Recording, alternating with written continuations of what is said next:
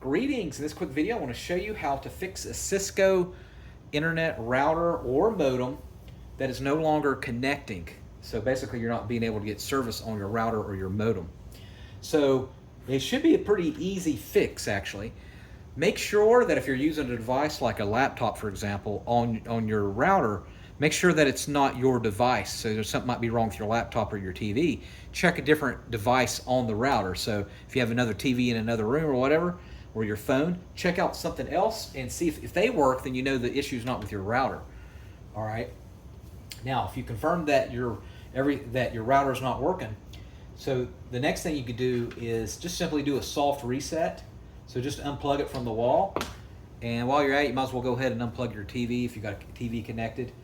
And then if there's a Wi-Fi router connected to your modem or router, you can go ahead and unplug everything. Give it about 20 minutes.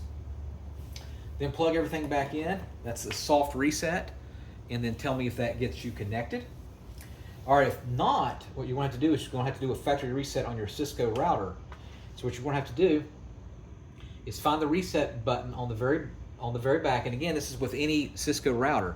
So they're pretty much universal. So you're going to see a little reset button on it, and you're going to get like a safety pin or a paper clip, and you're going to hold down in that hole. You'll feel a click. And you just hold it down there for 15 seconds. You don't let go. And you're going to see these lights actually start blinking. They'll actually turn yellow eventually while I'm holding it down. See there?